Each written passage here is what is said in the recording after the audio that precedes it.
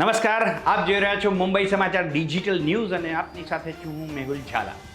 વાત કરીએ સૌથી મહત્વના સમાચારની. સોનિયા ગાંધી બન્યા સંસદીય દળના અધ્યક્ષા. કોંગ્રેસની વર્કિંગ કમિટી અને પાર્ટી સંસદીય દળની બેઠકમાં લેવાયો નિર્ણય. પહેલા રાહુલ ગાંધીને વિપક્ષના નેતા બનાવવાનો પ્રસ્તાવ પાસ કરવામાં આવ્યો, પણ રાહુલે આ માટે થોડો સમય માંગ્યો છે. દિલ્હીના શાહીનબાગ વિસ્તારમાં ભીષણ આગ.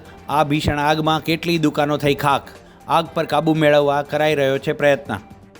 લોકસભા ચૂંટણી 2024ના પરિણામોની જાહેરાત બાદ શિવસેના યુબીટીના પ્રમુખ ઉદ્ધવ ઠાકરેની મુસીબતો વધતી દેખાય છે.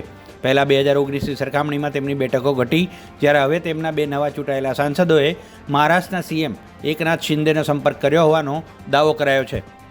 બંને સાંસદોએ તેમણે એનડીએમાં જોડાવાની ઈચ્છા વ્યક્ત કરી છે. શિવસેના શિંદે જૂથે આ દાવો કર્યો છે. 18મી લોકસભામાં વડાપ્રધાન તરીકે નરેન્દ્ર મોદી સતત ત્રીજી વખત શપથ લેવા જઈ રહ્યા છે. આવતીકાલે 7:15 વાગ્યે નરેન્દ્ર મોદીનો શપથ ગ્રહણ સમારોહ યોજાશે. વડાપ્રધાનના શપથ ગ્રહણમાં આમંત્રણનો ફોટો સામે આવ્યો છે. આ શપથ સમારોહ કાર્યક્રમ 7,000થી વધુ લોકોને આમંત્રણ આપવામાં આવ્યું છે. કોંગ્રેસના રાષ્ટ્રીય અધ્યક્ષ મલ્લિકાર્જુન ખડગેએ કહ્યું કે રાહુલ ગાંધી રાયબરેલીથી સાંસદ પદે રહેશે અને વાયનાડની બેઠક છોડશે. આજે કોંગ્રેસ કમિટીની બેઠકમાં લેવાયો નિર્ણય. જે નેતાઓએ નીતિશ કુમારને ઇન્ડિયા ગઠબંધનના રાષ્ટ્રીય સંયોજક બનાવવાનો ઇનકાર કર્યો હતો, તેમને વડાપ્રધાન બનવાનો પ્રસ્તાવ આપી રહ્યા છે. કેન્દ્રમાં સરકારની રચના પહેલાં જેડીયુના નેતા કેસી ત્યાગીના નિવેદન બાદ રાજકારણ ગરમાયું. એક ઇન્ટરવ્યૂમાં ચૂંટણી પરિણામ સામે આવ્યા બાદ ઇન્ડિયા ગઠબંધનના નેતાઓ તરફથી નીતિશ કુમારને વડાપ્રધાન પદની ઓફર કરવામાં આવી હોવાનો તેમણે દાવો કર્યો હતો. જો કે એમ પણ કહ્યું કે આ ઓફર નીતિશે ફગાવી દીધી છે. ઉત્તર પ્રદેશમાં ભાજપને ટક્કર આપી શાનદાર જીત નોંધાવનાર સમાજવાદી પાર્ટીના નેતા અખિલેશ યાદવ હવે રાષ્ટ્રીય રાજનીતિમાં પોતાનું ધ્યાન કેન્દ્રિત કરશે.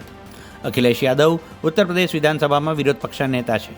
આ લોકસભા ચૂંટણીમાં અખિલેશ યાદવની આગેવાનીમાં સમાજવાદી પાર્ટીએ યુપીમાં 37 લોકસભા સીટો પર વિજય નોંધાવ્યો છે. સુરેન્દ્રનગરના કેનાલ બંધ કરવામાં આવતા ખેડૂતોએ રોષ વ્યક્ત કર્યો છે. કેનાલો બંધ થતાં ખેડૂતોના પાકને નુકસાનીની ભીતિ સેવાઈ રહી છે. ખેડૂતોના પાકને પાણી ન મળતા તેઓ સંકટમાં મુકાયા છે. કેનાલમાં પાણી ચાલુ હોવાથી ખેડૂતોએ કપાસનું આગોતરું વાવેતર કર્યું હતું, પરંતુ કેનાલ બંધ થતાં ખેડૂતોની મુશ્કેલી વધી ગઈ. મહારાષ્ટ્રના કોલ્હાપુરમાં એનસીપીએ લગાવ્યા પોસ્ટર્સ. કોલ્હાપુરના ફૂટ બ્રિજ પર પોસ્ટરમાં લખાયું છે કે સોજો આવશે ત્યારે ખબર પડશે કે શરદ પવારે ક્યાં ક્યાં ફટકાર્યા છે. શરદ પવારની રાજનીતિની કરાઈ રહી છે પ્રશંસા. તો આ હતા અત્યાર સુધીના મુંબઈ સમાચાર ડિજિટલ ન્યૂઝ. વધુ સારા અને તાજા સમાચાર સાથે જોડાયેલા રહો મુંબઈ સમાચાર ડિજિટલ સાથે. ત્યાં સુધી મને રજા આપશો. નમસ્કાર.